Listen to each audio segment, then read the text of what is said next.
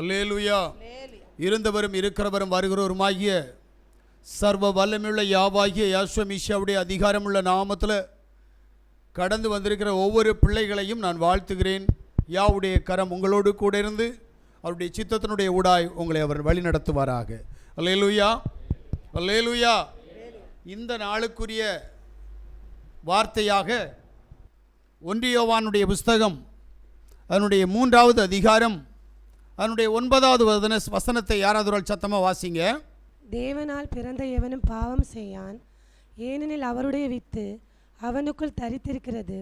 அவன் தேவனால் பிறந்தபடியினால் பாவம் செய்ய மாட்டான். பிரைஸ் யேசுவா. இந்த நாளுக்குரிய இந்த வார்த்தையிலே தேவன் சில ரகசியத்தை வைத்திருக்கிறார். என்ன அப்படின்னா, தேவனால் பிறந்தவன் பாவம் செய்யான். ஏன் அவன் பாவம் செய்ய மாட்டான் என்று சொன்னால், தேவனுடைய வித்து அவனுக்குள்ளே இருக்கிறது. அவன் தேவனால் பிறந்தபடியினால் அவன் பாவம் செய்ய மாட்டான். அப்ப சத்தத்தை கேட்கிற நாம பாவம் செய்கிறோமா இல்லையா? தேவனுடைய வித்து நம்மிடத்தில் இருக்கிறதா இல்லையா? இந்த அறிவு ரொம்ப முக்கியம். வித்துனா கொஞ்சம் பேர் நினைப்பாங்க, இப்போ அந்த மாதிரி இல்லை, முன்னாடி இந்த பாண்டி ஆடுவாங்க, அதில் கொஞ்சம் வித்து உபயோகப்படுத்துவாங்க. ஒன்றில் புளியங்கொட்டை, இல்லை அந்த சிகப்பு கருப்பில் அந்த குஞ்சுமுத்து அப்படின்னு இருக்கும். இதெல்லாம் வித்து அப்படின்னு நினச்சிக்கிட்டு இருக்கிறாங்க. ஆனால் வேத புஸ்தகத்தில் சொல்லப்பட்ட வித்து அது இல்லை. இன்னைக்கு நிறைய பேருக்கு வித்துனா என்னன்னு தெரியல. நானும் நிறைய கேட்டுட்டு இருக்கிறேன். இந்த வார்த்தையினுடைய ஆழத்தில் நிறைய பேர் பிரசங்கம் பண்ணுவாங்க, தேவனுடைய வித்து இருக்குதா அப்படின்னு. ஆனால் வித்தை பற்றி சொல்ல மாட்டாங்க. அறிய வேண்டிய ஒரு விஷயம், வித்துனா என்ன நாம தெரிஞ்சுக்கணும். தேவனுடைய வித்து எதற்கு சாட்சியாக இருக்கிறது அப்படின்னு தெரியணும். கலாத்தியருடைய புஸ்தகம் 3வது அதிகாரம் அதனுடைய 16வது வசனம் சொல்லுகிறது, ஆபிரகாமுக்கும் அவருடைய சந்ததிக்கு வாக்குத்தத்தங்கள் பண்ணப்பட்டன. சந்ததிக்கு என்று அநேகரை குறித்து சொல்லாமல் உன் சந்ததிக்கு என்று ஒருவனை குறித்து சொல்லி இருக்கிறார். நல்லா கேட்டுக்கிடுங்க. இங்க உன்னுடைய சந்ததி என்று ஒருவரை குறித்து சொல்லி இருக்கிறார். அந்த சந்ததி மெசியாவே. அந்த சந்ததி மெசியாவே. இப்ப தேவனுடைய வித்து அப்படின்னு சொல்றத நீங்க பார்த்தீங்கன்னா அது மேசியா. எதனால மேசியா என்று சொன்னால், வேத புஸ்தகம் சரியா சொல்லுது, அவருடைய சந்ததியா அல்லது சந்ததிகளா? இங்க சந்ததி என்று சொல்லப்பட்டபடியினால், ஒருமை உபயோகப்படுத்தப்பட்டபடியினால் அது ஒருவரை குறித்து சொல்லப்படுகிறது. ஆனபடியினால் இறுதியாக சொல்லுகிறார், அந்த சந்ததி மேசியாவே. இதை நீங்கள் பழைய ஏற்பாட்டில் வாசித்தீங்கன்னா, ஆதியாகமத்தினுடைய புஸ்தகம் 22வது அதிகாரம் அதனுடைய 18வது வசனத்தில் நம்ம வாசிப்போமே. ஆனால் நீ என் சொல்லுக்கு கீழ்ப்படிந்தபடியினால் உன் சந்ததிக்குள் பூமியில் உள்ள சகல ஜாதிகளும் ஆசீர்வதிக்கப்படும் என்று என் பேரில் ஆணையிட்டேன் என்று யார் சொல்கிறார் என்றார். புரிஞ்சுடுங்க, இங்க சந்ததியை பற்றி பேசுறாரே தவிர சந்ததிகளை பற்றி பேசவில்லை. ஆபிரகாமுடைய சந்ததி மேசியா ஒருவரே. இந்த சந்ததி மேசியா உனக்குள் இருப்பார். ஆனால் அது யாவுடைய? அது தேவனுடைய வித்தா இருக்கும். மேசியா இருப்பார், ஆனால் ஒருவனாலும் பாவம் செய்ய முடியாது. அப்ப இன்னைக்கு பாவம் செய்யறாங்கன்னா என்ன நடக்கு? நமக்காக அடிக்கப்பட்டு நமக்காக ரத்தம் சிந்தின அந்த யாசுவா மேசியாவாகிய இயேசு கிறிஸ்துன்னு சொல்றாங்கல்ல, அவர் இல்லை. இருந்தா எப்படி பாவம் செய்வோம்? எப்படி மீறுதல்கள் அக்கிரமங்கள் நம்மிடத்தில் கடந்து வரும்? பாவம் செய்வதற்கு நம்மால் முடியாது. வித்து மேசியா. இரண்டாவதாக ஒரு காரியத்தை சொல்லும் போது சொல்றார், லூக்காவுடைய புஸ்தகம் 8வது அதிகாரம் அதனுடைய 11வது வசனத்தை நாம் வாசிக்கிற போது, அந்த ஓமையின் கருத்தாவது, ஆமென், விதை தேவனுடைய வசனம். ஆமென். இங்க வேத வசனத்தில் யாசுவா ஒரு ஓமையை சொல்லுகிறார், விதை விதைக்கிறவனை பற்றி. இந்த விதை நல்ல நிலத்தில் விழுகிற விதையானது 1 10ஆக 100ஆக பலன் தரக்கூடியதாக இருக்கிறது. இந்த விதை என்ன? அது யாவாகிய யாசுவா மேசியாவுடைய வார்த்தையா இருக்கிறது. இந்த வார்த்தை எத்தனை பேரிடத்தில் இருக்கிறதோ அத்தனை பேரும் பாவத்தை எதிர்த்து போராடுகிறவர்கள். இது வேதம். ஏனென்றால் இன்றைக்கு விதை விதைக்கப்படுகிறது, ஆனால் சில விதைகள் முள்ளுள்ள இடத்தில் விதைக்கப்படுகிறது, சில விதைகள் கற்பாறையின் இடத்தில் விதைக்கப்படுகிறது, சில விதைகள் வழியருகே விதைக்கப்படுகிறது, சில விதைகள் நல்ல நிலத்தில் விதைக்கப்படுகிறது. அப்ப இங்க யாவுடைய சமூகத்தில் வந்திருக்கிறேன் என்று சொல்லுகிறவர்கள் 4 வகையான கூட்டத்தார் இருக்கிறார்கள். இந்த 4 வகையான கூட்டத்தார் மத்தியில நல்ல நிலமாக நல்ல விசுவாசியாக யார் இருக்கிறானோ அவனுடைய இருதயத்தில் பரிசுத்த ஆவியினால் ஏவப்பட்ட வேதவசனம் கடந்து போகுமானால் அது அவனுக்குள் இருந்து பாவத்தையும் பாவத்தினுடைய கிரியைகளையும் எதிர்த்து போராடுகிறதாக இருக்கும். அல்லேலூயா, அல்லேலூயா. அப்ப இன்னைக்கு உண்மையிலேயே யாசுவா நம்மகிட்ட இருக்கிறாரா? யாசுவாவுடைய வார்த்தை நம்மகிட்ட இருக்கா? அறிவு ரொம்ப முக்கியம். 3வது ஒரு காரியத்தை சொல்றார். 1 யோவான் 3வது அதிகாரம் 9வது வசனமே, தேவனால் பிறந்த எவரும் பாவம் செய்யான், ஏனெனில் அவருடைய வித்து அவனுக்குள் தரித்திருக்கிறது, அவன் தேவனால் பிறந்தபடினால் பாவம் செய்ய மாட்டான். 3வது ஒரு கூட்டத்தை குறித்து சொல்லும் போது அவர் சொல்லுகிறார், எவன் தேவனால் பிறந்தவன். பிறப்பை குறித்து பேசுகிறார். ஒருவன் மறுபடியும் பிறவாவிட்டால் அவன் யாவுடைய ராஜ்யத்தில் பிரவேசிக்க மாட்டான். ஆனபடியினால் பாவ மன்னிப்புக்கென்று யாசுவா மேசியாவுடைய நாமத்தில் நாம் ஜெனிப்பிக்கப்பட்டிருக்கிறது உண்மையானால், பிறந்திருக்கிறது உண்மையானால், பரிசுத்த ஆவியானவர் நம்மை நடத்துவது உண்மையானால் அவன் பாவம் செய்ய மாட்டான். அல்லேலூயா. அப்போ பாவம் செய்யறான்னா இந்த 3 இல்லை. யார் இல்லை? யாசுவா இல்லை, யாசுவாவுடைய வார்த்தை இல்லை. யாசுவாவும் யாசுவாவுடைய வார்த்தையும் இல்லாதபடியினால், அவன் அவிசுவாசியாக இருக்கிறபடியினால் அவன் பாவம் செய்கிறான். யாசுவா நன்றாக புரிந்து கொள்ள வேண்டும். பாவம் நம்மிடத்தில் மோதி அடித்துக் கொண்டிருக்கிறது சிந்தனையில், பாவம் நம்மிடத்தில் மோதி அடித்துக் கொண்டிருக்கிறது கண்களின் இச்சையில், பாவம் நம்மிடத்தில் மோதி அடித்துக் கொண்டிருக்கிறது மாம்ச இச்சையில். இப்படி பாவம் நம்மிடத்தில் கடந்து வருகிற போது எத்தனை பேர் பாவத்திற்கு விரோதமாய் போராடி ஜெயித்துக் கொண்டிருக்கிறவர்கள்.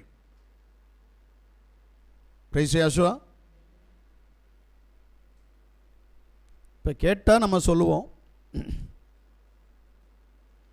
கடல்ல மீன் வருது இருக்கு,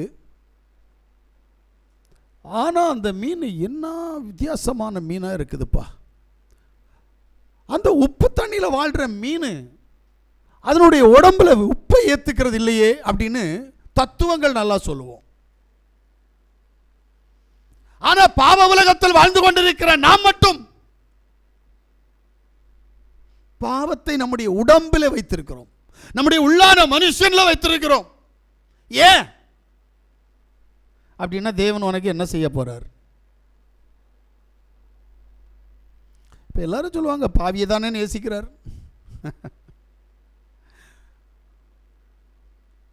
யூதாஸ் இஸ்காரியோத் பாவிதான். ஏன் அவனை நேசிச்சு அவன் கடந்து போன தூக்கு தண்டனையிலிருந்து அவனை காப்பாற்றவில்லை? பேதுரு யோசுவாவுக்கு அன்பானவன். ஆனால் அவன் 3 முறை மறுதலித்த போது அவன் திருப்பி தன்னை புதுப்பித்துக் கொள்ள வேண்டும் என்று சொல்லி அவனை 3 முறை கேள்வி கேட்கிறார், நீ என்னை நேசிக்கிறாயா என்று சொல்லி. அவன் ஆம் என்று சொன்ன போது பதில் சொல்லாத தேவன், ஆண்டவரே நீர் என்னை அறிவீர் என்று சொல்லி அவன் தன்னை ஒப்பு கொடுத்த போது அப்பதான் அவனுக்கு ஒரு அதிகாரத்தை கொடுக்கிறாரு, என்னுடைய சபையை நீ மேய்ப்பாய். இங்க என்ன நினைக்கிறோம் அப்படின்னா, எவ்வளவு வேணாலும் பாவம் செஞ்சுக்கலாம், பாவத்தை செஞ்சுக்கிட்டு மன்னி ஆண்டவரேன்னு சொன்னா மன்னிச்சிருவார். யசோ சொல்றாரு, நீ என்கிட்ட மன்னிப்பு கேட்கிறத விடவும் நீ யாருக்கு விரோதமா துரோகம் பண்ணினியோ அவன்கிட்ட போய் மன்னிப்பு எப்படி கேட்கணுமா? உன் பலி பொருளை பலிப்பீடத்திற்கு கொண்டு போவதற்கு முன்பாக அதை அங்கே வைத்துவிட்டு முதலில் மனஸ்தாபப்பட்டவரிடத்தில் மன்னிப்பு கேட்க வேண்டும். நாம மன்னிப்பை கேட்க மாட்டோம் தெரியுமா? சூப்பரா சொல்லுவோம், சிஸ்டர் மன்னிச்சுக்கிடுங்க. ஆனா மன்னிக்க போறவங்ககிட்ட அது வேற கேள்வி, நீ இதெல்லாம் செய்யறல எனக்கு அதனால உன்னை பிடிக்கல, நீ இதெல்லாம் செய்யறல அதனால நீ எனக்கு வேண்டாம் ஏன்னு கேட்கிறேன். யோசுவா ஜெபம் பண்றதுக்கு ஒரு ஜெபத்தை கற்றுக் கொடுத்தார் அப்படின்னு நினைக்கிறேன். அந்த ஜெபத்தில் என்ன சொல்லி கற்றுக் கொடுத்தாருன்னு நமக்கு தெரியாது. அதை திருப்பி சொல்லணும்னா நம்ம எல்லாரும் ரெடி. பரலோகத்தில் இருக்கிற எங்கள் பிதாவே உம்முடைய நாமம் பரிசுத்தப்படுவதாக, அப்படித்தானே பாடிட்டு சொல்லுவோம். எங்களுக்கு அன்னன்றைக்குள்ள ஆகாரத்தை தாரும், நாங்கள் பிறரை மன்னிப்பது போல எங்கள் பாவங்களை மன்னியும். உன் வாயில வசம்பு தடவை. ஏன்னா ஜெபத்தில் இப்படி இருக்குதுல்ல, அப்ப நீ தானே தேவ சமூகத்தில் உணர்ற, நான் மற்றவர்களுடைய பாவத்தை மன்னிப்பது போல என் பாவத்தை நீர் மன்னியுன்னு சொல்றேல, மன்னிக்க மாட்டேங்கிற. அப்ப அவர் எப்படி ஒன்றும் பாவத்தை மன்னிப்பார்? புரியல. பெத்த பிள்ளையா இருந்தாலும் சரி, கூட பிறந்த சகோதரமா இருந்தாலும் சரி, இல்ல ஒரே சபையில் ஆராதிக்கிற பிள்ளைகளா இருந்தாலும் சரி, தப்பு பண்ணினால் கூட தப்ப நீ மன்னிக்கணும், இல்லைன்னா உன் தப்பெல்லாம் மன்னிக்க மாட்டார். அதுக்கு நீ என்ன செஞ்சிடக்கூடாது அப்படின்னா கண்டிஷன் எல்லாம் போடக்கூடாது. நம்ம ஆளுகள் சூப்பராக கண்டிஷன் போடுவாங்க, அது வேற கதை.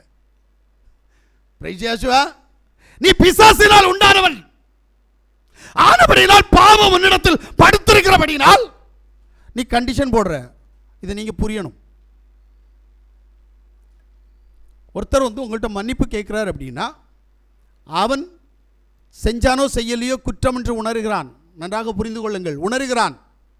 ஒருவன் தன்னுடைய குற்றம் என்று உணர்ந்து ஒருவனிடத்தில் வந்து கெஞ்சும் போது, நீ அவனை பரிகாசம் பண்ணும் போதோ உன்னுடைய கோபத்தை அவனிடத்தில் திரும்பி காட்டுகிறாயா என்றால் அவனுடைய மொத்த பாவமும் உன்மேல் சுமரும். தேவன் மன்னிக்கவே மாட்டார் உன்னை. அப்படி ஒரு வேதவசனம் இல்லவே இல்லை. இதெல்லாம் தெரிஞ்சு வச்சுட்டு தான் நம்ம என்ன செய்வோம்னா சிலருக்கு கண்டிஷன் போடுவோம். தயவு செய்து சொல்றேன், பலி செலுத்த வந்திருக்கிற நீ பலி செலுத்துறதுக்கு முன்னாடி நீ சத்துருவா பாவிக்கிறவன, நீ கோபப்படுறவன, நீ திட்டுறவன மன்னிச்சே ஆகணும். இல்லை அப்படின்னா யாசுவமேசியாவுடைய அல்லது யாவுடைய வித்து உன்னிட்ட இல்லவே இல்லை. ஒரு நாள் நீ அவருடைய பிள்ளையாக முடியாது. இன்க்ளூடிங் நானா இருந்தாலும் சரி, நீயா இருந்தாலும் சரி, யாவுடைய வித்து நம்மிடத்தில் இல்லை. ஆனபடியெல்லாம் நாம் பாவம் செய்கிறோம். நீங்க தயவு செய்து புரிஞ்சுக்கிடுங்க. யார் உங்கள்கிட்ட வேதவசனத்துக்கு புறம்பா உங்கள்கிட்ட கிரியை செய்கிறாங்களோ அவங்கள நீங்க தீர்க்கமா நினைக்கலாம். இவன்கிட்ட யாசுவா இல்லை, யாசுவாவுடைய வார்த்தை இல்லை, இவன் தேவனுடைய பிள்ளை இல்லை. யாசுவா நன்றாக புரிந்து கொள்ளுங்கள். இது பிசாசினால் உண்டாக்கப்பட்டு பிசாசுடைய காரியங்களை செய்ய நடிப்பு நிமித்தமாய் தேவ சமூகத்தில் வந்து உட்கார்ந்திருக்கிற ஒரு ஆத்துமா. அல்லேலூயா. ஏன்னா தேவன் திட்டவட்டமா சொல்றாரு, தேவனால் பிறந்தவன் பாவம் செய்யான். நான் சொல்றது கொலை செய்யறது, கொள்ளையடிக்கிறது அதையெல்லாம் பேசல. முதல்ல ஏன் நம்மளால நம்முடைய சகோதரனை, நம்முடைய சகோதரிய நம்மை போல நேசிக்க முடியல? இதை கொஞ்சம் நம்ம அறியணும். ஏன் நம்மளால அவர்கள் நமக்கு விரோதமாய் கொலையோ கொள்ளையோ செஞ்சிருக்கலாம், இருக்கட்டுமே, என்ன வேணாலும் செஞ்சிருக்க. யாவுடைய நாமத்தில் வந்து கேட்கிற போது நீ யாவுடைய பிள்ளையா இருந்தால் ஏன் கண்டிஷன் இல்லாமல் மன்னிக்க முடியல?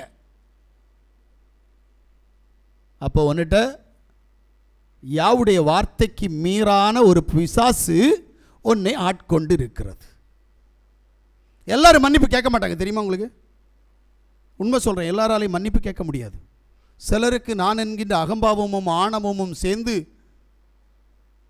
ஆமாம் மன்னிக்க போகிறேன், வேற மன்னிப்பு கேட்க போகிறேன், வேற வேலை இல்லை எனக்கு, வேணுமென்னா அவன் கேட்கட்டும், வேணுமென்னா இவன் கேட்கட்டும், இந்த அடிப்படையில் இருப்பாங்க. ஆனால் மன்னிப்பு கேட்கிறவன் மாமனிதன். தேவன் அவனை குற்றங்கள் உணர்த்து அவன் செஞ்சிருக்கவே மாட்டான் ஒருவேளை, ஆனாலும் மன்னிப்பு கேட்பாங்க. நான் நல்லா புரிஞ்சு வச்சிருக்கிறேன். சிலர் மன்னிப்பு கேட்குறாங்க, நான் அவன் குற்றவாளின்னு கேட்கல, என் மேலே இப்படி ஒரு பழி வருதில்ல, இந்த பழிக்காக நான் போய் மன்னிப்பு கேட்குறேன்னு சொல்லியிருப்பான். ஆனால் நாம் மன்னிக்க மாட்டோம். ஏன்? அப்போ தேவன் நம்மகிட்ட இருக்கிறாரா? தேவனுடைய வல்லமை நம்மிடத்தில் இருக்கிறதா? தேவனுடைய வித்து நம்மிடத்தில் இருக்கிறதா? தேவனுடைய வித்து உன்னிடத்தில் இருக்குமானால் மன்னிப்பு கேட்கிறவனுக்கு எந்த விதமான ஆலோசனையும் சொல்லாமல் அவனை மன்னிக்க வேண்டியது உன் கடமை. ஆமென். அதனால்தான் சொல்றாரு, தேவனுடைய யாவுடைய வித்து உன்னிடத்தில் இருக்குமானால் நீ பாவம் செய்ய மாட்டாய். இந்த வார்த்தையை தயவு செய்து உன்னிப்பா கவனிச்சுக்கிடுங்க. அப்ப நம்மகிட்ட யாவுடைய வித்து இருக்கிறா? இல்ல, உங்க அப்பாவுடைய வித்து, மாம்ச தகப்பனுடைய வித்து, மாம்ச தாயினுடைய வித்து, மாம்ச தாய் தோப்பனுடைய பாரம்பரிய கட்டு ஒன்னுட்ட இருக்கா. அது ஏன் போக மாட்டேங்குது? நீ அதிலே பழகிட்டு இருக்கிற. அந்த பிசாசு கூட நீ வாழ்ந்து கொண்டிருக்கிறபடினால் அந்த பிசாசு உன்னை விட்டு போக மாட்டேங்குது. ஆனபடினால் உன்னுடைய கிரியைகள் உன்னை காட்டிக் கொடுக்கிறது.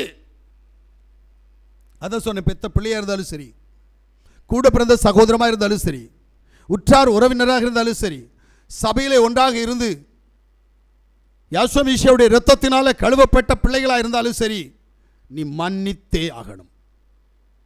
மன்னிக்கிற சுபாவம் உன்னிடத்தில் இல்லை என்று சொன்னால் யாவாகிய யாசுவா உன்னை ஒரு நாளும் மன்னிக்க மாட்டார். நான் மறுபடியும் ஏன் சொல்றேன் அப்படின்றது உங்களுக்கு காதில் விழணும், இருதயத்தில் வேலை செய்யணும். நீங்க உங்களுடைய சரீர கிரியலை நிமித்தமாக இது பிரதிபலிக்கணும். நாம இதை பிரதிபலிப்பதில்லை. நாம மன்னிக்கிற சுபாவம் உள்ளவர்கள் என்று சொல்லி ஒரு நாள் நம்மை காட்டிக்கொள்வது இல்லை. மன்னிப்பு கேட்கிற பழக்கமும் இல்லை, மன்னிக்கிற சுபாவமும் இல்லை. ஏன் இந்த பிசாசு உன்னிடத்தில் இருக்கிறது? நான் சொல்வது சிலருடைய இருதயத்தை குத்தும், அது எனக்கு நல்லது. இருதயம் குத்தப்பட வேண்டும். அப்படி குத்தப்பட்டால் அது தேவ மனுஷராகிய எனக்கு நல்லது. ஏன்னா யாவுடைய செய்தி அன்பா இருக்கக்கூடாது, அது அதிகாரமுடையதாகவும் அது இருதயத்தை ஊடுருவ குத்தக்கூடிய வாளுமாக இருக்கணும். அல்லேலூயா, அல்லேலூயா. அப்ப நம்முடைய கிரியைகள் இன்றைக்கு எப்படி இருக்கிறது? 1 யோவானுடைய புஸ்தகம் 3வது அதிகாரம் அதனுடைய 1 முதல் 3 வரைக்கும் நம்ம வாசித்தோம் என்றால், நாம் தேவனுடைய பிள்ளைகள் என்று அழைக்கப்படுவதினாலே ஆமென், பிதாவானவர் நமக்கு பாராட்டின அன்பு எவ்வளவு பெரிதென்று பாருங்கள். உலகம் அவரை அறியாதபடியினாலே நம்மையும் அறியவில்லை. பிரியமானவர்களே, இப்பொழுது தேவனுடைய பிள்ளைகளாய் இருக்கிறோம். இனி எவ்விதமாய் இருப்போம் என்று இன்னும் வெளிப்படவில்லை. ஆகிலும் அவர் வெளிப்படும் போது அவர் இருக்கிற வண்ணமாகவே நாம் அவரை தரிசிப்பதினால் அவருக்கு ஒப்பாய் இருப்போம் என்று அறிந்திருக்கிறோம். அவர் மேல் இப்படிப்பட்ட நம்பிக்கை வைத்திருக்கிறவன் எவனும் அவர் சுத்தமுள்ளவராய் இருக்கிறது போல தன்னையும் சுத்திகரித்துக் கொள்ளுகிறான். அப்படியா? இங்கே தானே சிக்கலாச்சு. என்ன அப்படின்னா, வேதம் சரியா சொல்லுது, நாம் தேவனுடைய பிள்ளைகள் என்று அழைக்கப்படுவதினாலே உலகம் அவரை அறியாதது போல யாவுடைய தேவனுடைய பிள்ளைகளையும் அறிய மாட்டார்கள். ஏன்னா சர்வ வல்லமையுள்ள தேவன் அவனுக்குள்ள இருந்து செய்யாத தவறையும் செஞ்ச தவறையும் மன்னிப்பு கேட்கிற ஒரு சுபாவம் அவனிடத்தில் வரும்.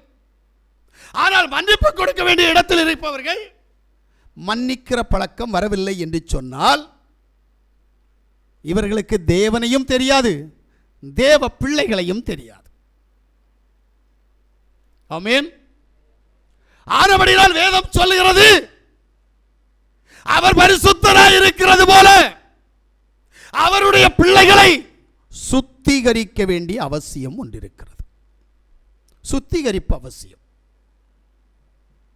இந்த சுத்திகரிப்பு நம்மிடத்தில் இருக்கிறதா?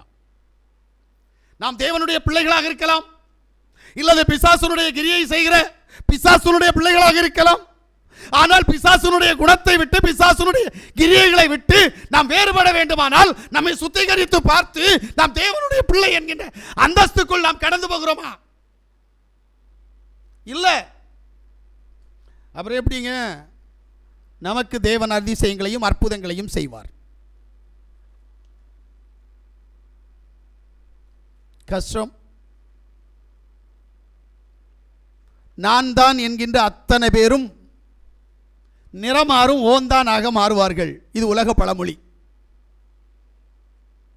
என்றைக்கும் யாவுடைய பிள்ளைகள் ஒரு நாளும் ஒரு காலம் நான் என்கின்ற கேட்டகரிக்குள்ள போகாதீங்க. என்னால் முடியும், நான் பெரியவன், எல்லாரிலும் நான் பெரியவன், நான் சொல்வதை எல்லாரும் கேட்க வேண்டும், இது பிசாசு மட்டும்தான் சொல்வான்.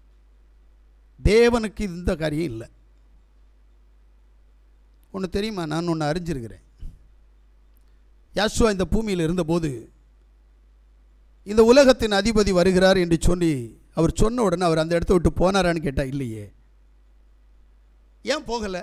அவன் வரட்டும், என்ன சொல்கிறான்னு பார்ப்போமே, அவன் என்ன எப்படி சோதிச்சு பார்க்கிறான்னு பார்ப்போமே, அப்படி தானே நின்னாரு. இல்லைன்னா அவர் பறந்து போக முடியுமா? முடியாதா? அவர் அந்த இடத்தை விட்டு மறைந்து போக முடியும். ஆனால் அவர் மறைந்து போகவில்லை. ஏன்? வருகிறவன் எனக்கு எதிரி. அவன் எதிரியாக இருந்தாலும் என்னிடத்தில் அவன் என்ன எதிர்ப்பை காண்பிக்கிறான்? அவனுடைய எதிர்ப்பில் நான் தோற்று போவேனா, இல்லது நான் அவனை ஜெயிப்பேனா? இதை நான் அறிய வேண்டும் என்று ஒரு போராட்ட குணத்தோடு கூட இப்பிரபஞ்சத்தின் அதிபதிக்காக காத்திருந்தவர் என் தேவன். அந்த தேவனை ஆராதிக்கிறவர்களுக்கு அப்படிப்பட்ட குணம் இருக்கணுமா வேண்டாமா? அவர் அப்படித்தானே சொன்னாரு, என்னை போல் ஆகுங்கள். அப்படிதான் சொன்னார். என்னை விசுவாசிக்கிறவன், என் சத்தத்தை கேட்கிறவன் என் பிள்ளை, அவன் என்னை போல் ஆக வேண்டும். நீங்க என்னைக்காவது சொல்லுவீங்களா, என் பிள்ளை என்ன போல் ஆகணும்? பிள்ளை சொல்ல முடியுமா? யாருக்கும் சொல்ல நினைக்க மாட்டோம். ஏன்னா நம்ம அவ்வளவு கிரிமினல், அவ்வளவு பொய்யர்கள், அவ்வளவு பாவிகள்.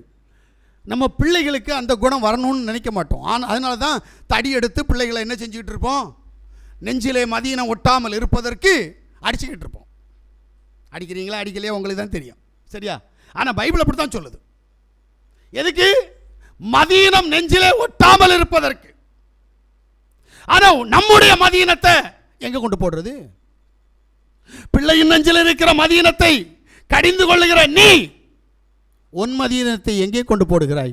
முதல்ல உன் மதீனம் உன் பிள்ளைகிட்ட போகும், தெரியுமா? முதல்ல உன்னிட்ட என்ன குணம் இருக்கோ அந்த குணம் அத்தனையும் உன் பிள்ளைகிட்ட போகும். இது வேத புஸ்தகம். வேதம் அப்படி தான் சொல்லுது.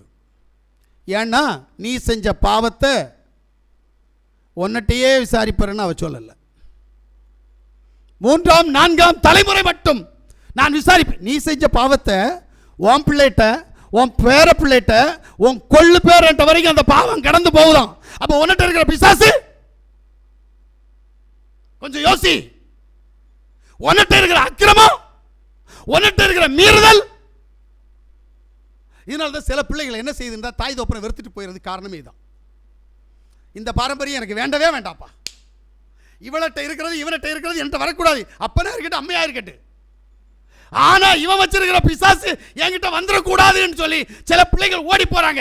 நல்லதுன்னு சொல்லல, ஆனா அந்த பிள்ளைகளுடைய மனசு புண்படும்படி நீ கிரியை செய்கிறபடினால் அந்த பிள்ளைகள் உன்னை விட்டு தூரம் போகிறது. ஆமீன், ஆமீன், அல்லேலூயா. அப்ப நீ யோசிக்கணும், என்னுடைய பிள்ளைகள் ஏன் எனக்கு இந்த காரியத்தை செய்யவில்லை?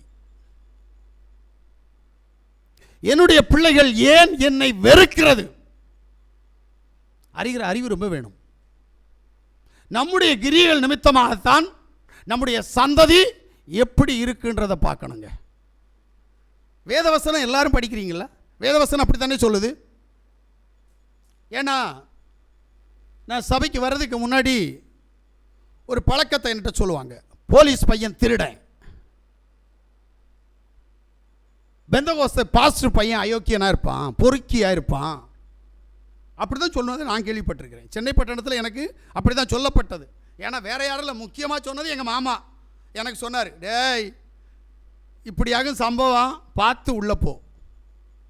ஆனால் நான் வந்து பார்த்த பிறகு தான் தெரியுது உண்மை தான். ஏன் நம்முடைய வாழ்க்கை தேவன் வேணும்னு கேட்கிற நாம தேவ சித்தத்திற்கு நாம் போவதில்லை, நம்மை அர்ப்பணிப்பதில்லை. தேவ சித்தத்திற்காக என்னை சரண்டர் செய்து நான் தேவனுடைய சித்தத்தின்படி வாழுவேன் என்று சொல்லி யாரும் போறதில்லை. இங்க தான் சிக்கல். யாவுடைய சமூகத்தில் யாவுடைய சத்தத்தை கேட்டுக்கொண்டிருக்கிற தேவ ஜனமே, இன்றைக்கு என் மேலே உனக்கு வருத்தம் வருதோ இல்லையோ எனக்கு தெரியாது, நீ திருந்தணும். நீ என்ன வேணாலும் சொல்லிக்கிட்டு போ, என்ன இல்லை, எனக்குள்ளே இருந்து பேசுகிறவரை நீ என்ன வேணாலும் எனக்கு அதை பற்றி கவலையே கிடையாது. ஏன்னா எனக்கு உங்கள் இருதயத்தை புண்படுத்தணும்னு இருந்துச்சுன்னா உங்கள்கிட்டேருந்து காணிக்க வராது, உங்கள்கிட்டேருந்து தசபாகம் வராதுன்னு சொல்லி நான் மாம்சத்தில் சிந்திச்சு நான் உங்கள்கிட்ட அன்பாகவே, சகோதரியே பரலோகத்திலிருந்து யாவாகிய யாசுவாகிய இயேசு உங்களை நேசிக்கிறார் அப்படின்னு சொல்லலாம். எனக்கு அப்போ காணிக்க நிறைய கிடைக்கும், தசபாகம் நிறைய கிடைக்கும். இந்த பிள்ளைய கொஞ்சம் அன்பா பேசுனா 1000 ரூபா தசபாகம் தர பிள்ளை ஒரு அதில் ஒரு 100 ரூபா கூட வச்சு தருவா. ஆனால் நான் தேவ மனுஷனா நிற்கிறபடியினால் முகத்தாட்சணியம் பார்ப்பதில்லை, பரிதானம் வாங்குவது இல்லை, உள்ளதென்று சொல்லிட்டு போயிட்டே இருக்கணும், சத்தியத்தின்படி பிரசங்கம் பண்ணணும். இதுதான் என் தேவன் எனக்கு கற்றுக் கொடுத்த பாடம். ஆனால் அன்னையிலேருந்து இன்னைக்கு வரையும் உங்களுக்கு தான் தெரியுமே, எனக்கு என்ன அழைச்ச அழைப்பு எப்படிப்பட்ட அழைப்புன்னு உங்களுக்கு தானே தெரியும். அந்த வசனத்தை யாராவது ஒரு நாள் வாசிங்களேன். கலகக்காரராகி அவர்கள் கேட்டாலும் சரி கேளாவிட்டாலும் சரி, நீ என் வார்த்தைகளை அவர்களுக்கு சொல்லு, மனுபுத்திரனே நீ அந்த கலக வீட்டாரை போல கலகக்காரனா இராமல். அப்ப என் கூட பக்கத்துல இருக்கக்கூடிய கலகக்காரனை போல நான் கலகக்காரன் ஆகாதபடிக்கு சத்தியத்தின்படி பேசணும்னு எனக்கு அதிகாரம் கொடுத்திருக்கிறார். அல்லேலூயா. இது அவருடைய சித்தம். எத்தனை பேர் என்கிட்ட சொல்லி இருக்கிறாங்க, கொஞ்சம் அனுசரித்து அன்பாக பேசுங்களேன், அப்போ தானே வருமானம் கிடைக்கும், அப்போ தான் காணிக்கை கிடைக்கும், அப்போ தான் தசோமானம் கிடைக்கும், எக்ஸ்ட்ரா பணம் வரும்ட்டு. நான் பணத்துக்காக ஊழியத்திற்கு வரல, சிட்சித்து போதித்து வழி நடத்தும்படியா என்னை அழைத்த தேவன் அவர் உண்மையுள்ளவராக இருக்கிறபடினால் இந்த பலிபீடத்தில் நான் கடந்து வருகிற போது நான் அப்படியே உண்மையுள்ளவராக இருக்க வேண்டும். அல்லேலூயா. நான் பலிபீடத்தை விட்டு வெளியில் கடந்து வர்றேன், சித்தின்னு கூப்பிடுறேன், மாமானு கூப்பிடுறேன், அண்ணான்னு கூப்பிடுறேன், தங்கச்சின்னு கூப்பிடுறேன், பிள்ளைன்னு கூப்பிடுறேன். ஆனால் இங்கே நிற்கிற நேரம் நான் யாவுடைய மனுஷன். ஆனால் நீ என்ன நினைச்சாலும் அதை பற்றியெல்லாம் நான் கவலைப்படவே மாட்டேன். உனக்கு தண்டனை வாங்க போகிறேன், எனக்கு என்ன காரணத்தில். மோசேக்கு விரோதமாய் மீரியாம் நினைத்தார்கள் வெண்குஷ்டம் வந்தது என்று சொன்னால் இங்கே நீ நினைச்சாலும் உனக்கு உண்டு, எனக்கு பிரச்சனை இல்லை. ஆமென். தேவனால் எல்லாம் ஆகும். அதனால்தான் சொல்றாரு யாத்திராமத்துடைய புஸ்தகம் 19வது அதிகாரம் 10வது வசனத்தை வாசிக்கிற போது, பின்னும் மோசேயை நோக்கி, நீ ஜனங்களிடத்தில் போய் இன்றைக்கும் நாளைக்கும் அவர்களை பரிசுத்தப்படுத்து, அவர்கள் தங்கள் வஸ்திரங்களை தோய்த்து. ஐயோ பிரைசியாசுவா, இங்க ஒரு காரியத்தை ரகசியமா ஒன்று சொல்லி விட்டுட்டாரு. ஆனா என்ன செய்யறேன், அதுக்குள்ள போக முடியாது. அவர்களை பரிசுத்தப்படுத்தி, பரிசுத்தப்படுத்துறது ஊடாய் வேற ஒன்றையும் செய்யணுமா? வஸ்திரம் முதல்ல என்ன செய்யணும்னு தெரியணும். எந்த வஸ்திரம்? இந்த சிபிஎம் காரன் சொல்ற மாதிரி வெண் வஸ்திரம் சொன்னா வெள்ளை வெள்ளைன்னு சொல்லுவான். அவனுக்கு தலைக்கு பைத்தியம். என்ன பண்றது? வெள்ளை வெள்ளைன்னா என்ன, வெண்மை என்றால் என்னன்னு தெரியாது. இந்த போர்டு வெள்ளையா இருக்கா வெண்மையா இருக்கா அப்படின்னு கேட்டா அது நல்ல வெண்மையா இருக்கு, ஆனா கலர் வெள்ளைதான். ஆமென். ஆனால் வெள்ளையை பற்றி சொல்லல. எங்க வெள்ளைன்னு சொன்னா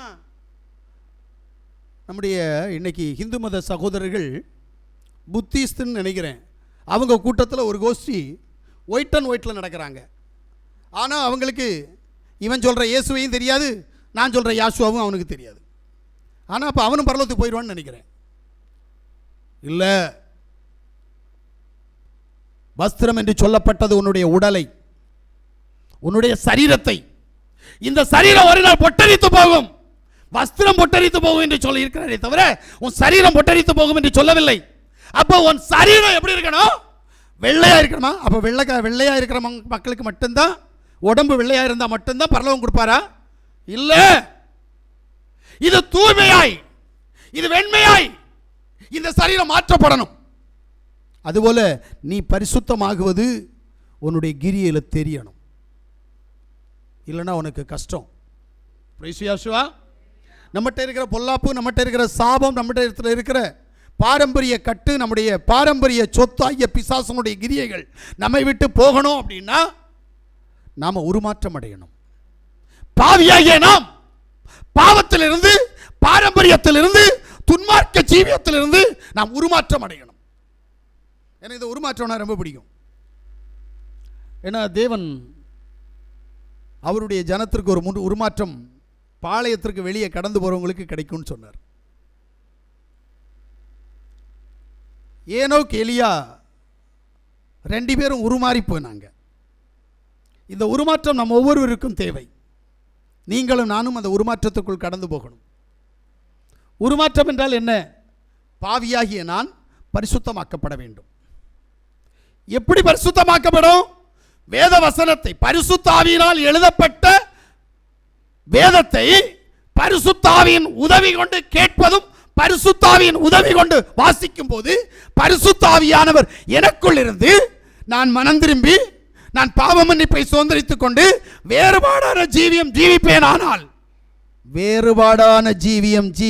ஆனால் மனம் திரும்புறது ஓகே, ஞானஸ்தானம் எடுக்கிறது ஓகே, ஆனால் வேறுபாடான ஜீவியம் இருக்கா? இங்கே தான் சிக்கல்.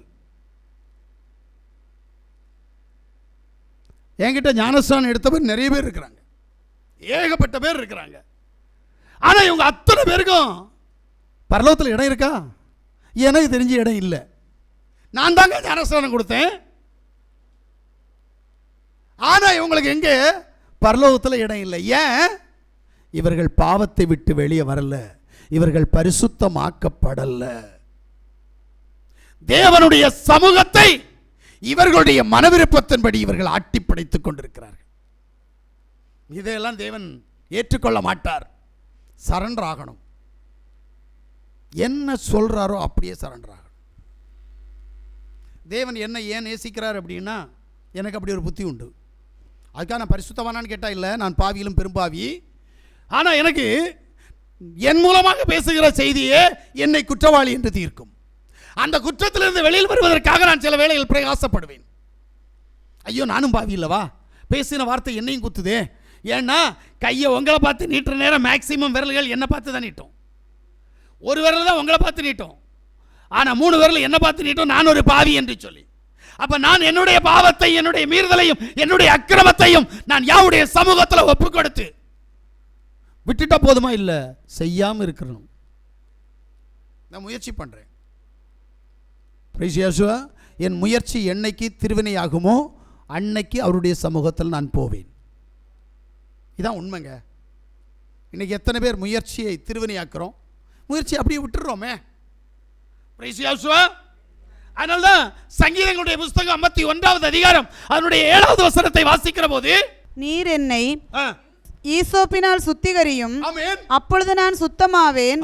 என்னை கழுவி அருளும், அப்பொழுது நான் உறைந்த மழையிலும் வெண்மையாவேன். பிள்ளை ஒன்னுதான் கழுவிட்டாரு, ஆனா உறைந்த மழையிலும் வெண்மை ஆகலையே. அதானே உண்மை. எல்லாரையும் தான் கழுவி இருக்கிறாரே. எங்க கழுவினார்? யாசுவா மேசியாவுடைய இரத்தத்தினால் ஞானஸ்நானத்தின் மூலமாக உங்களை கழுவி எடுத்தார். ஆனா ஏன் இன்னும் கிரியை நடக்கல? ஞானஸ்நானம் பெற்ற அடுத்த 24 மணி நேரத்திலேயே பிசாசுக்கும் பாவத்திற்கும் அடிமையா வாழ்ந்துட்டு இருக்கிறோம். முக்கியமா நம்முடைய மனசுக்கு அடிமையா இருப்போம். மனுஷனுக்கு செம்மையாய் தோன்றுகிற வழி உண்டு, அதனுடைய முடிவு மரணம். உன்னை மரணத்துக்கு நேராக வழி நடத்துது. இதை நம்ம புரியணும். யார் நடத்துறா? உன்னுடைய மனசு நடத்துது. உன்னை வஞ்சிக்கிற பிசாசு நடத்துது. என்னைக்காவது நான் செய்துகிட்டு இருக்கிறது பாவம், இந்த பாவத்தை விட்டு வெளியில் வரணும்னு நினைக்கிற நீ எத்தனை நாள் அந்த பாவத்தை விட்டு வெளியில் வந்திருக்கிற? கொஞ்சம் யோசிங்க. யாராவது சொல்ல முடியுமா? நான் கேட்ட வார்த்தையினுடைய ஊடாய் மனம் திரும்பினேன், பாவ மன்னிப்பை சுதந்திரித்துக் கொண்டேன், பாவமற்றவனாக பாவத்திற்கு எதிர்த்து நான் போராடி வாழ்ந்து கொண்டிருக்கிறேன். சொல்ல முடியுமா? இல்லை. ஏன்? பழகி போன பாவம், பாவத்திற்கு அடிமையாக இருக்கிறது. அது ஒரு குசி. அல்லேலூயா. அதனாலதான் வேதம் சொல்லுது, நீ தேவனுடைய பிள்ளைன்னா உனக்கு அடையாளம் இருக்கணும். எப்படி தேவனுடைய வித்து 3 இருக்குதோ அதுபோல அடையாளம் உனக்கு இருக்கணும். நீ தேவனுடைய பிள்ளையாய் வாழ்றேன்றதுக்கு. நம்மகிட்ட அடையாளம் இல்லை. அடையாளத்தை தொலைச்சி தூர தூக்கி விட்டுட்டோம். அதனால தான் பிசாசு நம்மளை அடிக்கடி வஞ்சிச்சு, அடிக்கடி நம்முடைய பிசாசு குடும்பத்தில், நம்முடைய சரீரத்தில் அது போராடி நம்மை அனாதை ஆக்கி கொண்டிருக்கிறது. இதை முதல்ல புரியணும்.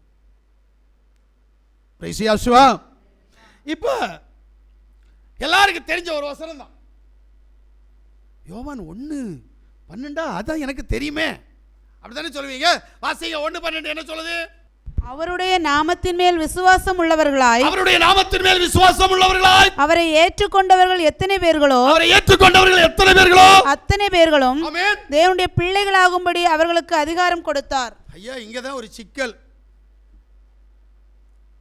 நாமம் உன்னை பிள்ளையாக்கும். அப்ப நாம உன்கிட்ட இருக்கணும்.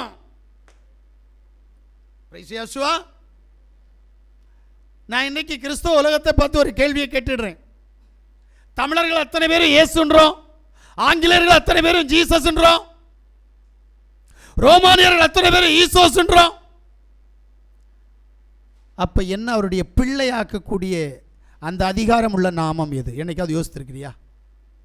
ஒருவேளை தமிழன் அவருடைய பிள்ளையா இருந்தா, இயேசுன்னு சொல்லி அவருடைய பிள்ளையா இருந்தா, ஆங்கிலேயர்கள் ஜீசஸ்ன்னு சொல்றவன் யாருக்கு சொந்தம்? ஒருவேளை ஜீசஸ்ன்னு சொல்றவன் தேவனுக்கு பிள்ளையா இருந்தால், தமிழர்கள் இயேசுன்னு சொல்றானே, இவன் யாருக்கு பிள்ளை? இயேசு கடவுளா, ஜீசஸ் கடவுளா, ஈசோஸ் கடவுளா? யார் கடவுள் என்று அறிகிற அறிவு ரொம்ப முக்கியம். ஏன்னா அந்த பேர்ல தான் அவருடைய பிள்ளை என்ற அதிகாரம் இருக்கு. அப்ப இங்கே உட்கார்ந்து யோசிச்சு முடிவெடுக்க வேண்டிய வேலை, நான் வச்சிருக்கிற தமிழ் பேரா, இல்லை என் சகோதரன் வைத்திருக்கிற ஆங்கில பேரா, இல்லை என்னுடைய மூத்த சகோதரன் வைத்திருக்கிற எபிரேய பேரா? எந்த பேர்ல எனக்கு ரட்சிப்பு, எந்த பேர்ல எனக்கு பாவ மன்னிப்பு? இதுக்கு பைபிள்லே போயிடணும். போனா நீங்க சொல்ற இயேசு, நான் சொல்ற யாசுவா, அவர் சொல்றார் உங்களுக்கு ரட்சிப்பு யூதர் மூலமா தான் வரும். தமிழ்நாட்டில் இருக்கிற கிறிஸ்தவ மூலமா வராது, அமெரிக்காவில் இருக்கிற கிறிஸ்தவன் மூலமா வராது, ரோமாபுரியினுடைய கிறிஸ்தவர்கள் மூலமா வராது, யூதர்கள் மூலமாகத்தான் ரட்சிப்பு. அப்ப யூதர்கள் மேசியாவை என்னவென்று சொல்லுகிறார்கள்? யூதர்கள் மேசியாவுக்கு எந்த நாமத்தை வைத்து அழைக்கிறார்கள்? இந்த அறிவு இல்லை அப்படின்னா நீ யூதருடைய கடவுளுக்கு பிள்ளையாக முடியாது. ஏன்னா யூதனுடைய பைபிளை தான் கடன் வாங்கி வச்சிருக்கிறோம்.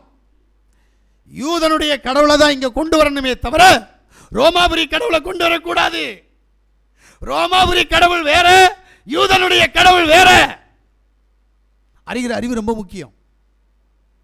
ஏன்னா நாம் இங்கே ரோமாபுரி கடவுளை வச்சிருக்கிறதுனால தான் இஸ்ரவேலின் தேவனுடைய வித்து நமக்குள்ள வரல.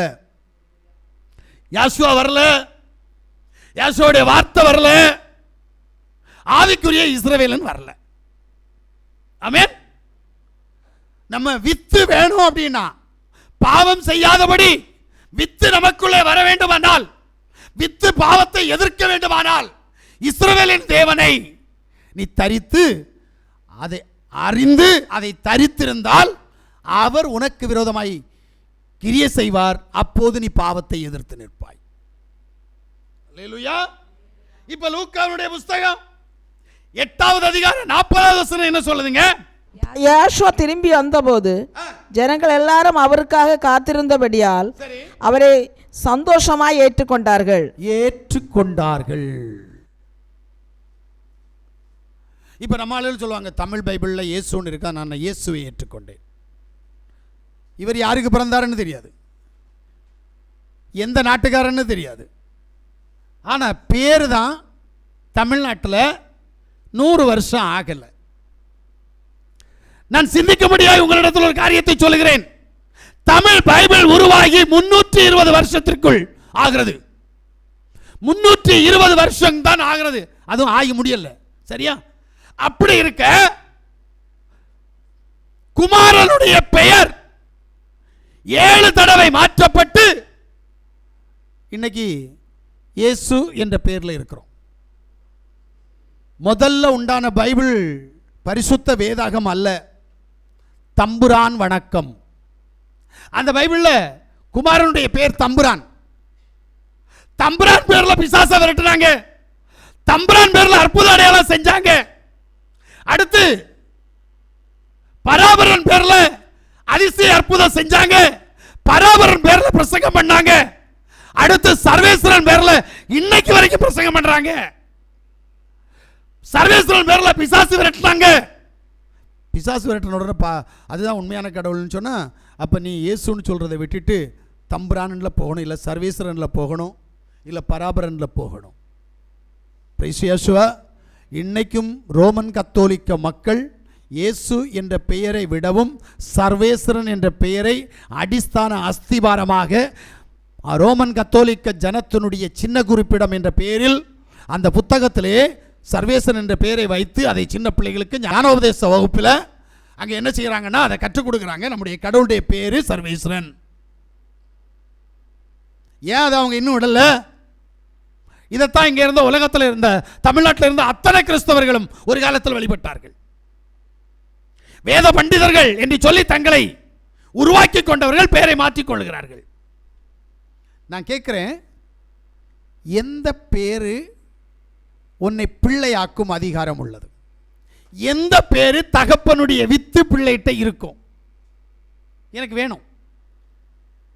அது இயேசுவா, ஜீசஸா, ஈசோஸா, இல்ல யாசுவாவா? இது அறிகிற அறிவு எல்லாருக்கும் வேணும். சரி, இப்ப தேவனால் பிறந்தவன் தேவனிடத்தில் விசுவாசம் வைத்து அவருடைய நாமத்தை தரித்தவன் அவருடைய பிள்ளை.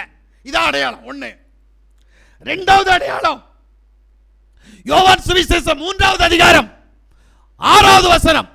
மாம்சத்தில் பிறப்பது மாம்சமா இருக்கும், ஆமென். ஆவியினால் பிறப்பது ஆவியா இருக்கும். இங்கதான் சிக்கல். ஜலத்துல ஞானஸ்நானம் எல்லாரும் எடுத்துருவாங்க, ஆனா ஆவியில ஞானஸ்நானம் எடுக்கிறதுக்கு யாரும் முயற்சி பண்றதே இல்லை. ஏன்? ஆவியானவருக்கு தான் தெரியும் இவனுக்கு ஞானஸ்நானம் கொடுக்கணுமா வேண்டாமான்ட்டு. ஏன்னா இவன் பாவி. ஏன்னா ஜலத்திலிருந்து கரையேற போது பாவத்தை விட்டு கரையேறி இருக்கணும். இவன் ஜலத்திலிருந்து கரையேறி வாழ்ந்து கொண்டிருக்கிற வாழ்க்கை பாவத்தினுடைய ஊடா இருக்கிறது. ஆனபடியால் தேவன் இவனை ஒரு நாளும் அபிஷேகம் பண்ணுவது இல்லை. ஒருவேளை சாமுவேலுக்கு பதிலாக வேற யாரோ வந்து அபிஷேகம் பண்ணலாம். எனக்கு தெரிஞ்சு ஒரு சகோதரர், சின்ன பையன், அவங்க பெரிய பாஸ்டர் வந்து அவங்களுக்கெல்லாம் ஆர்டினேஷன் கொடுக்க மாட்டாரு. அந்த பையனுக்கு ஆர்டினேஷன் வேணும். சபையை கட்டினான். பாஸ்டர் அழைப்பு இருக்கா இல்லையான்னு தெரியாது. அப்போ என்கிட்ட சொன்னான், ஐயா எனக்கு ஆர்டினேஷன் தருவீங்களா? தரேன் மக்களே அப்படின்னு. ஊழியம் செய்ய போகிறேன்னா, உண்மையாக ஊழியம் செய்வேன்னா நான் ஆர்டினேஷன் தரேன்.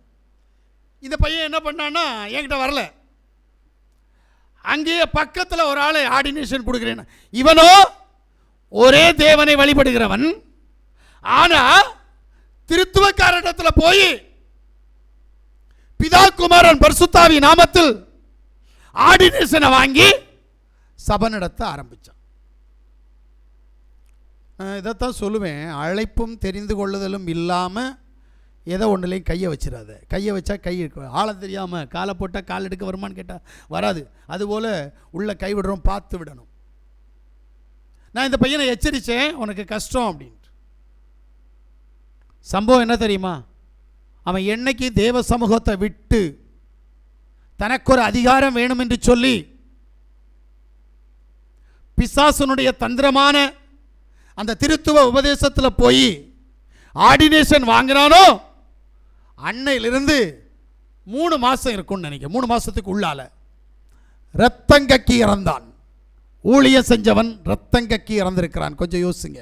உடனே நீங்கள் நினைப்பீங்க ப்ரெஷராக இருக்கும் அப்படின்ட்டு. Heart attack. அதுக்கு முன்னாடி அது வரைக்கும் ஹார்ட் அட்டாக்கே இல்லை. யோசிக்கணும். தேவன் அடிச்சா அடியை எவனாலும் தாங்க முடியாது. மீரியாம அடிச்சா அடி தாங்க முடிஞ்சுச்சா? யோசிக்கணும். நமக்கு எல்லாம் விளையாட்டு. தேவன் தானே கண்ணுக்கு தெரியல. கண்ணுக்கு தெரியாதவர் என்ன பண்ண போறார்? அவர் கண்ணுக்கு தெரியும்படியாக இல்லை, நீ பார்க்கிற பார்வையில் உனக்கு கண்ணு தெரியல. எனக்கு தெரிஞ்சது அதுதான், உன் கண்ணுக்கு தான் தெரியல. நீ ஒழுங்காக பார்த்தா அவர் தெரிவார். எங்கே தெரிவார் தெரியுமா? எனக்கு தெரிகிறது, இன்னும் இந்த பையன் இருக்கிறாங்க விளையாடிட்டு இருக்கிறான், இந்த பையனுக்குள்ளால நான் தேவனை பார்க்குறேன். என் யாசுவாவை நான் இங்கே பார்க்கணுங்க. ஆமீன். நம்ம பார்க்கறது இல்லை, இங்கே தான் சிக்கல். உனக்கு நேரே வந்து காமிச்சு தரதுக்கு நீ என்ன அவருக்கு அக்காளுமாலா தம்பியுமானா? நீ யாரு? நாய் தெரியுமா? முதல்ல நீ நாய். நான் சொல்றது உங்களுக்கு கஷ்டமா இருக்குல்ல? யாசுவா தான் சொன்னார். யாசுவா பக்கத்தில் தான் சொன்னார். அதாவது யாசுவா ஒரு பொம்பளை பார்த்து சொன்னார், பிள்ளைகளுக்கு உரியதை நாய்க்குட்டிக்கு கொடுப்பானோ. புறஜாதிகள் அத்தனை பேரையும் நாயின்னு சொன்னார். ஆனால் இன்னைக்கு கழுகி பரிசுத்தப்படுத்தி நாயின்ற சுபாவத்தை விட்டு பிள்ளையா மாத்துறார். பிள்ளையா மாறினவன் நாய்க்க குணத்திலேயே ஓடிட்டு இருக்கிறான். இங்கே தான் சிக்கல். அல்லேலூயா. அந்த நாய் என்ன செய்யும்னா, சில நேரம் வாழை ஒசத்தி காமிக்கும், சில நேரம் வாழை கீழே காமிக்கும், சில நேரம் நக்குனதை தின்னும். அதுபோல இந்த நாய் என்ன செய்து தெரியுமா? வாந்தி எடுத்த காரியத்தை எல்லாம் திரும்ப தின்னும். விட்டுட்டு வந்துச்சு. எப்போ சத்தியத்தை அறிஞ்ச போது எல்லாத்தையும் விட்டுட்டு வந்துச்சு. அப்ப குணம் உள்ளதாக இருக்கும். மறுபடி காலமும் நேரமும் வரும்போது நான் கக்கினது எல்லாத்தையும் திரும்பி தின்னும். அப்போ திரும்படியும் நாய் ஆயிடும். தயவு செய்து இந்த குணத்திலிருந்து வெளியில் வாங்க. தேவன் உங்களை நேசிக்கிறார். அல்லேலூயா. அதனாலதான் ஜலத்தினால பிறக்க சொல்றார். அது நீ பாவத்தை விட்டாதான் ஜலத்துல பிறக்க முடியும். மூணாவது ஒரு காரியத்தை சொல்லும் போது சொல்றார், யாக்கோபுடைய புஸ்தகம் 1வது அதிகாரம் அதனுடைய 18வது வசனத்தை வாசிக்கிற போது, அவர் சித்தங்கொண்டு தம்முடைய சிருஷ்டிகள் நாம் முதற் பலன்களாவதற்கு நம்மை சத்திய வசனத்தினாலே ஜெனிப்பித்தார். ஆவியில பிறந்து அடுத்த செகண்ட் என்ன செய்யணும் தெரியுமா? வசனத்தில் பிறக்கணும். வசனத்தை வாசிக்கிறதும் ஈஸி, வசனத்தை பிரசங்கம் பண்றதும் ஈஸி. விட்டா இங்க இருக்கிற அத்தனை பேரும் பிரசங்கம் பண்ணுவீங்க, ஆனா அதன்படி வாழுவீங்களா? அதுதான் கஷ்டம். இங்க இருக்கிற பிள்ளைகள் ஜெபன்ற தலைப்புல நிறைய பேர் பிரசங்கம் பண்ணதாக நான் கேள்விப்பட்டேன். இப்ப 2வது சுற்றுலையும் பிரசங்கம் பண்ணிட்டு இருக்காங்கன்னு நினைக்கிறேன். அப்படிதானம்மா? இப்பதானே பண்ணிட்டு இருக்காங்க. ஓடுது, அப்படியே போயிட்டு இருக்குது. எல்லா வெள்ளிக்கிழமையும் பிரசங்கம் பண்றாங்க.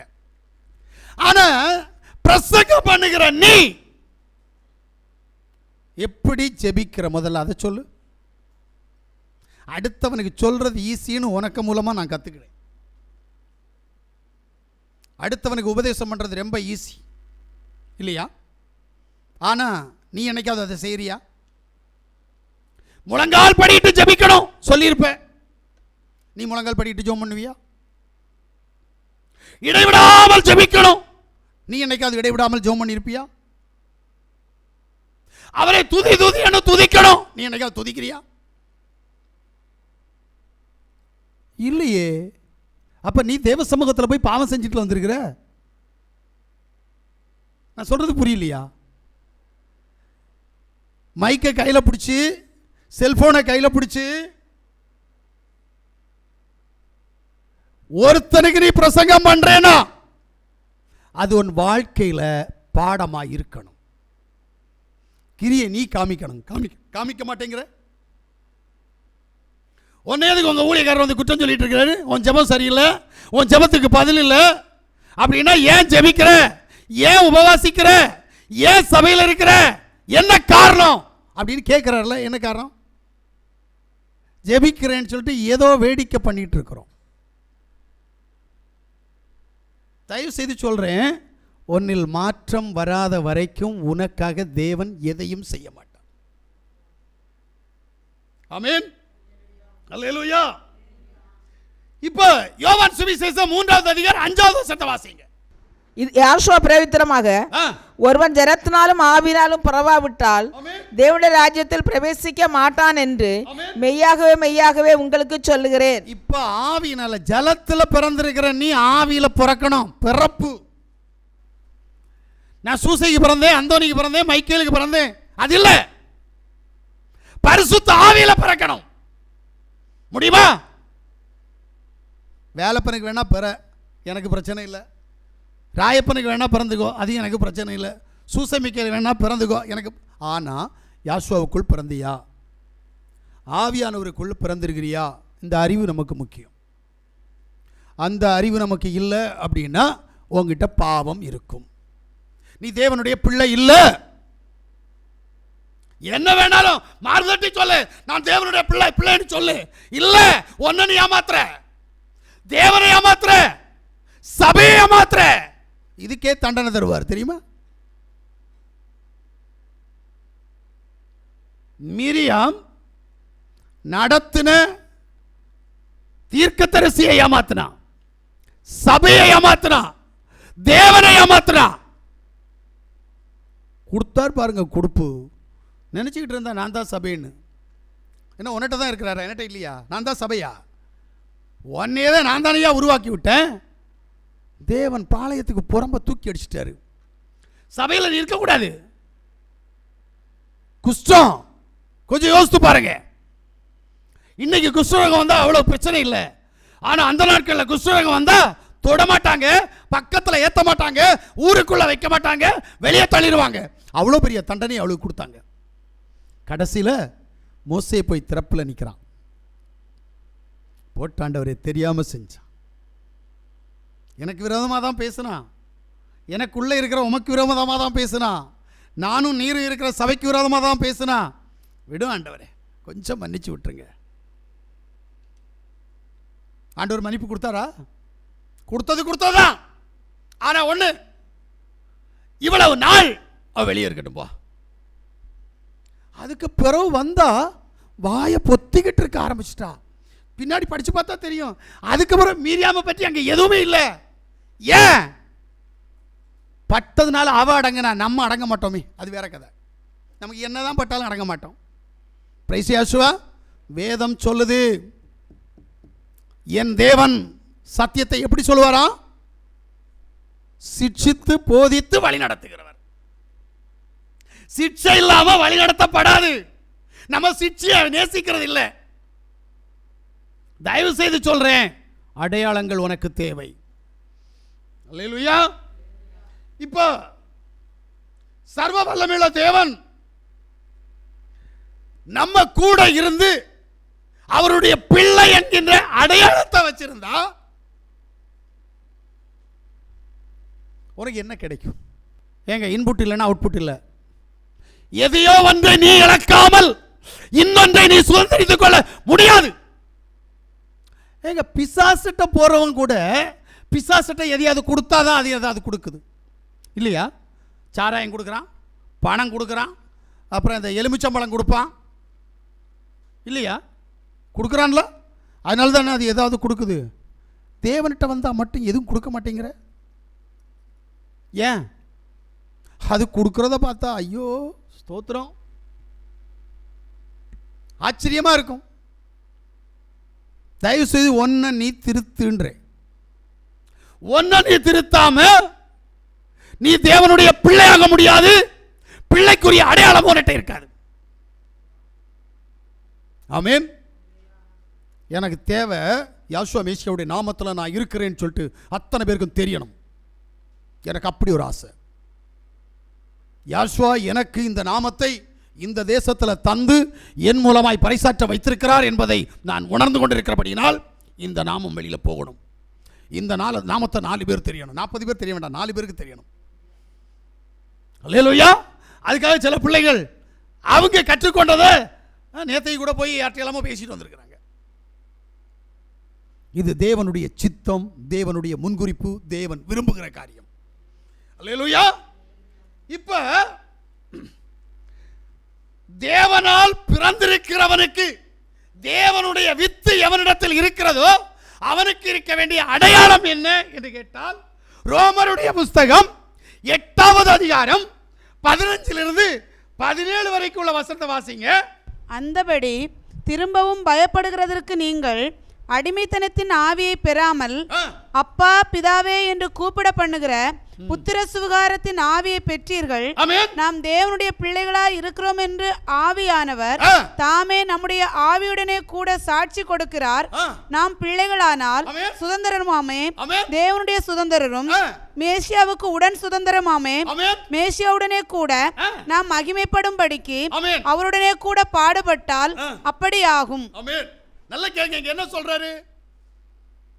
நீ அவருடைய பிள்ளையானா, அவருக்கு நீ பிள்ளையானா அவர் உனக்கு அப்பாவாவார்.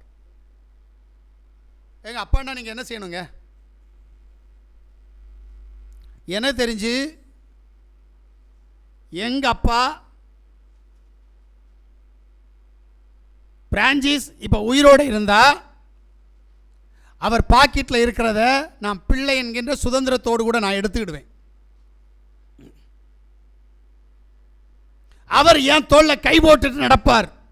ஏன்னா நான் இன்னைக்கு என் பிள்ளைகளுக்கு அதான் செஞ்சிட்டு இருக்கிறேன். வாலிபனாகி வளர்ந்திருக்கிற பிள்ளைகளே தோல்ல கை போட்டு நான் நடப்பேன். நீ நடந்து பாரு, பார்ப்போமே வித்தியாசத்தை கொஞ்சம் பார்ப்போம். ஏன் முடியல? சின்ன பிள்ளைகிட்ட நடப்ப, வளர்ந்து வாலிபனாகி அல்லது திருமணமான பிறகு நீ அவன் தோல்ல கை போட்டு நடக்கணும், பார்ப்போமே. நான் பேசுவதற்கு நானே சாட்சி. நான் உண்மையிலே சந்தோஷப்படுறேன் எங்கள் அப்பா என்னை எப்படி வச்சிருக்கிறாருன்ட்டு. அதனால தான் இதெல்லாம் நான் பிரசங்கம் பண்ணிட்டு இருக்கிறேன். பிரைஸ் யாசுவா. உனக்கு என்ன நடக்குது சொல்லு? நீ அவருடைய பிள்ளைன்னா அவர் அப்பான்னு கூப்பிட உனக்கு முடியுதா? வேதம் சொல்லுது அப்பா தந்தா என்று அழைக்கிற சுப்பீகார உரிமையை உனக்கு தந்திருக்கிறேன் என்று சொல்லு பார்ப்போம். நான் எங்கள் அப்பாட்ட போய் இப்போ ஒரு 10 நிமிஷம் பேசிட்டு இருப்பேன், அவர் என்கிட்ட 2 நிமிஷம் பேசுவார், அதை நான் கேட்டு சொல்லட்டுமான்னு சொல்லு பார்ப்போம். முடியுமா? செவடங்காதுல சங்கூதர கதையா உட்கார்ந்து ஜோம் பண்ற? என்ன நினைச்சிட்டு இருக்கிற நீ? பிசாசிட்ட பேச தெரியுது, சர்வ வல்லமையுள்ள தேவனிடத்தில் பேச தெரியுதா? இல்லையே. ஏன்? அங்க அப்பா தந்தா என்று அழைக்கிற உரிமை உனக்கு இல்லை. நான் உண்மையை சொல்றேன். எனக்கு ஒரு ஆசை, நான் எங்க அப்பாவை அப்பான்னு கூப்பிட்டா அவர் எனக்கு சத்தம் தரணும். இல்லைன்னா நான் அவருக்கு பிள்ளை இல்லை அப்படின்ற கணிப்பு எனக்கு இருக்கு. நான் யாசுவா இல்லை. யாசுவா எனக்கு ஒரு பாடம் கற்றுக் கொடுத்துட்டு அவர் அப்பான்னு கூப்பிட்டாரு, யாரும் சத்தம் கொடுக்கலன்னு கேட்போம். பிரைஸ் யாசுவா. பிதாவானவர் இருந்தார், இவர் குமாரன் கத்தினார், பிதா சத்தம் கொடுக்கலையே அப்படின்னு நம்ம எல்லாம் கேட்போம் திருத்துவக்காரனை பார்த்து. அங்க பிதான்னு ஒருத்தர் இல்லையே, பிதா இவருக்கு உள்ள இருக்கிறாரு, குமாரன் அடிக்கப்படுறாரு, பிதா உள்ள இருந்து வேதனைப்படுறாரு, உள்ளே இருக்கிறார் பிதா. அதனால தான் சொன்னார் நானும் பிதாவும் ஒன்றாயிருக்கிறோம். நான் தனித்தில்லை, அவர் எனக்குள்ளே இருக்கிறார். அப்புறம் அங்கேருந்து எப்படி கிடைக்கும் சத்தம்? இப்ப அவர் என்னை குமாரனாய் ஏற்றுக்கொண்டபடியினால் நான் அழைக்கிற சத்தத்திற்கு அவர் பதில் கொடுத்து என் மன விருப்பத்தை நிறைவேற்றுகிறார். அல்லேலூயா சொல்லேன். ஓ, அதில் வேற சுயநலம். உமக்கு தானே செய்கிறார், எங்களுக்கு செய்யலையே, அப்புறம் எதுக்கு நாங்கள் அல்லேலூயா சொல்லணும்? உனக்கு நம்புனா செய்வார். நம்பினோர் கைவிடுவதில்லை, விசுவாசிக்கிறவன் பதறான். நம்பு. நான் எங்கள் அப்பாவுக்கு ஒரே பிள்ளைன்னு சொல்லு. எங்கள் அப்பா என் சத்தத்தையும் கேட்பார், எங்கள் அப்பாவுடைய சத்தத்தை நானும் கேட்பேன். நான் என்ன கேட்பேனோ அதை எங்கள் அப்பா எனக்கு செய்வார். நம்பு. இந்த பில்டிங் கட்டுறதுல 2 லட்சம் ரூபா கடன், 2 லட்சம் ரூபா 10 பைசா வட்டியில், அது பல லட்சங்கள் கடந்து போச்சு. ஊழியம் செய்கிறேன், சபை நடத்துகிறேன், ஆனால் பரலோகத்துக்கு போக முடியாது என்கின்ற எண்ணம் எனக்குள்ளே இருந்துச்சு. நான் உண்மையை சொல்கிறேன், எனக்குள்ளே இருந்துச்சு. நான் எங்கள் அப்பாவை கூப்பிட்டேன், என் தகப்பனை நான் கூப்பிட்டேன். அப்பா தந்தா என்று அழைக்கிற சுப்பீகார உரிமையை எனக்கு தந்திருக்கிறீர், ஆனால் நான் இன்னைக்கு கடைக்காரனா இருக்கிறேன். உங்களுக்கு தெரியுமா அதிசயம்? நான் பனைமரம் ஏறல, கொத்த வேலைக்கு போகல, கட்டு மரத்தில் போகல, ஆனால் எங்கள் அப்பாவுடைய ஊழியத்தை மட்டும் செஞ்சிட்டு இருந்தேன். எங்கள் அப்பா என்னுடைய பிரச்சனைகளை மாற்ற எலியாவுக்கு காக்காவை அனுப்புன மாதிரி எனக்கு சில காக்காக்களை அனுப்புனார். ஒரு அம்மா வாலண்டரியாக வந்து சொன்னாங்க, 10 பைசா வட்டியா, அதான் நான் உங்களுக்கு சப்போர்ட் பண்ணுறேன், என்ன அதை 3 பைசா வட்டியாக மாற்றி தரேன்ட்டு. கொஞ்சம் யோசித்து பாருங்களேன், தேவன் எனக்கு என்னெல்லாமோ செஞ்சு இன்னைக்கு இந்த நிலைமை கொண்டு வந்து வச்சிருக்கிறார். ஏன்? எனக்கு ஒரு ஆசை, என்னுடைய கடத்தை என் பிள்ளைகள் தலையில் சுமத்தக்கூடாது. எங்கள் அப்பா எனக்கு அப்படியே செஞ்சிட்டாருங்க. பிரைசியாசுவா, நீ விரும்புகிறதற்கு மேலே நான் உனக்கு செய்வேன்னு சொல்லி இருக்கிறாரு. எங்க சொல்லு பாப்பா ஒருத்தன், நான் விரும்புவதற்கு மேலாக எனக்கு அதிசயங்களை அற்புதங்களையும் செய்கிறார் என்று சொல்லிப்பாரு. இல்லல்ல, ஏன்? அப்பா தந்தா என்று அழைக்கிற உரிமையை நீ இழந்துட்ட. அவருடைய வித்து உன்கிட்ட இல்லை, அவருடைய ஆவி உன்கிட்ட இல்லை. பிரைஸ் யாசுவா. அவருடைய வித்து வரணும்னா யாசுவாவை தெய்வமாய் கொள்ளணும். யாசுவா மேசியா ஒருவரே மெய்யான தேவன் என்று விசுவாசித்து அவரை நாம் தரித்து கொண்டோமே ஆனால், பாவத்தை எதிர்த்து போராடுவோமே ஆனால், பாவத்தை எதிர்த்து போராடினா நிச்சயமா அவர் உனக்குள்ள அவருடைய வித்தை வைப்பார். முதல்ல யாசுவா மேசியாவாக உள்ள வருவார், 2வது வார்த்தையாக உள்ள வருவார், 3வது உன்னை ஆவிக்குரிய இஸ்ரவேலனாக மாற்றுவார். 3 சம்பவங்களும் உனக்குள்ள இருந்தால் அவருடைய வித்து உனக்குள்ள இருக்கிறது. ஆனபடினால் நீ பாவம் செய்யாதபடிக்கு யாருடைய சமூகத்தில் பரிசுத்தமாய் வாழ உன்னை அவர் தற்காத்துக் கொள்வார். நம்ம எல்லாரும் கண்களை மூடுவோம்.